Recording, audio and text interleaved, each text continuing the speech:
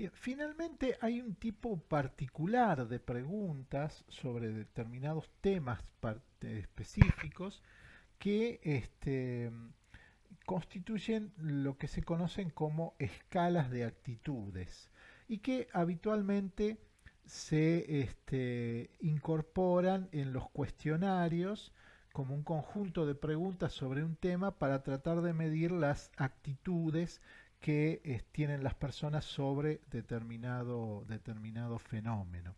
Una actitud hace referencia a una disposición duradera a responder constantemente de una manera determinada a diversos aspectos del mundo. Las actitudes tienen que ver con las motivaciones, o sea, las actitudes son aquellos elementos y aquellas valoraciones que poseen las personas y que pueden generar determinadas motivaciones a partir de las cuales la persona actúa. ¿Sí? Entonces, las escalas se emplean para medir actitudes y motivaciones y poder predecir en cierto modo las posibles acciones que desarrolle la persona. Hay distintos tipos de escalas.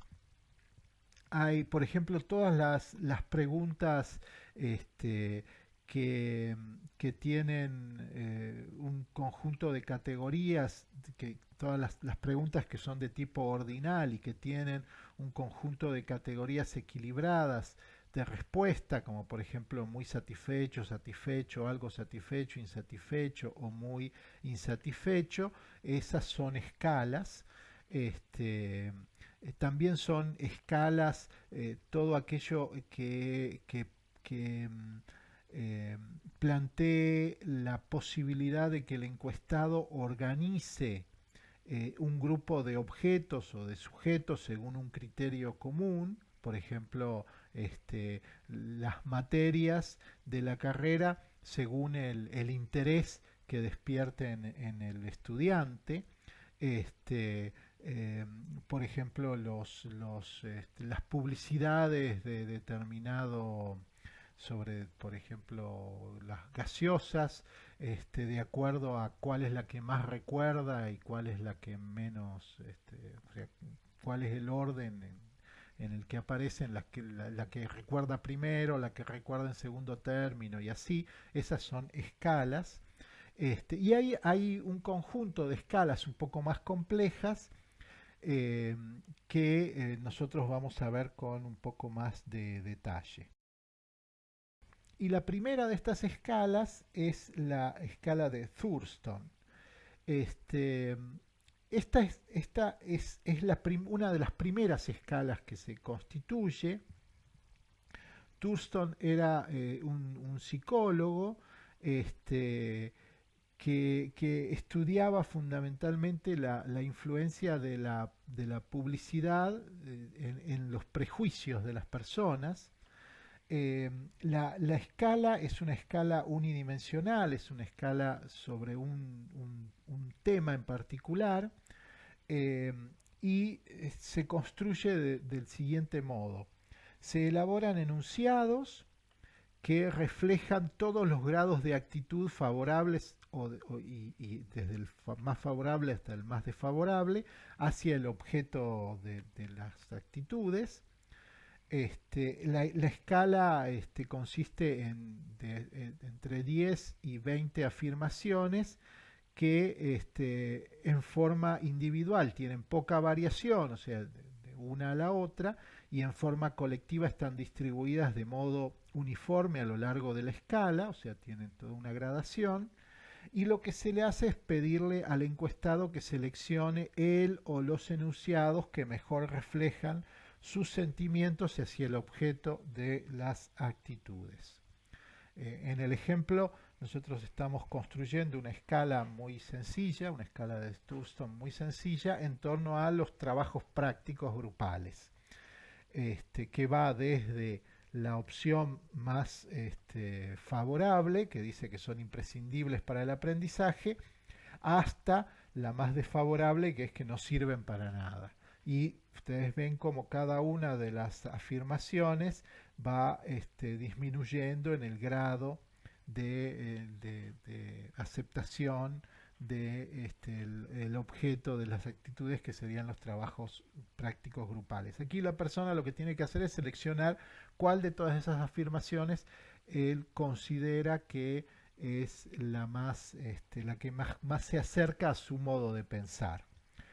Es una escala muy compleja para el diseño, incluso tal como la pensaba Thurston, o sea, se elaboraban los enunciados y después había como una especie de comité de expertos que seleccionaba cuáles eran los enunciados que mejor representaban las posibles actitudes sobre el fenómeno y, bueno, y finalmente obtenemos una respuesta que es más bien que nos da muy poca información, ¿sí? Porque solamente selecciona una de esas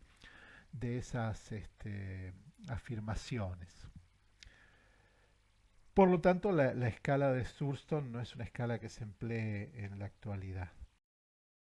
Luego tenemos la escala de Likert. La escala de Likert sí es una de las escalas que son más comunes encontrar en los cuestionarios y en cualquier tipo de estudio.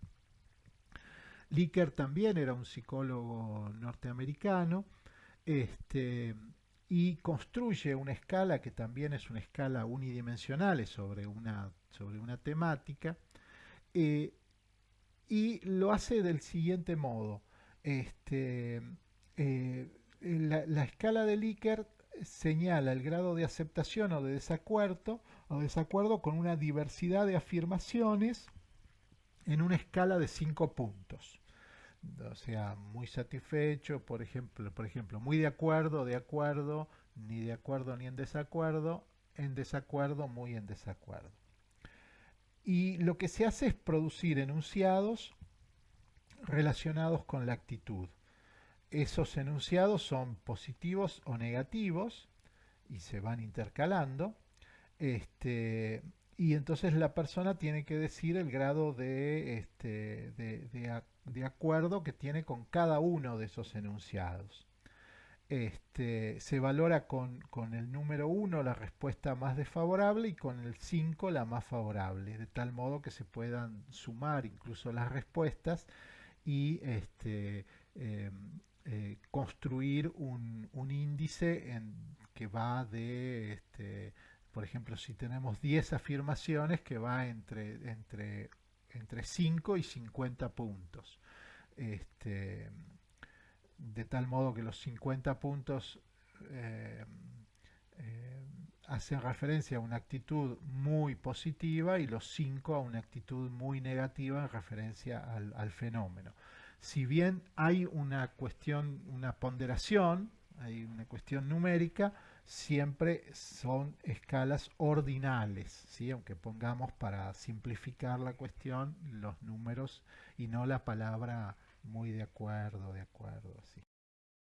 Un ejemplo, por ejemplo, aquí hacemos referencia a las actitudes frente a la carrera de trabajo social. Por ejemplo, una encuesta para aplicar a los estudiantes. Hay afirmaciones, ustedes podrán ver que hay algunas que son afirmaciones positivas. Por ejemplo, la formación pedagógica de los docentes es muy buena, y hay algunas que son negativas, como por ejemplo los sistemas de inscripción dificultan la selección correcta de las materias, y las actitudes están puntuadas entre el 1 y el 5, de tal modo que si la afirmación es positiva, el 5 implica el muy de acuerdo y el 1 muy en desacuerdo, y si la afirmación es negativa, el 1 es muy de acuerdo y el 5 muy en desacuerdo.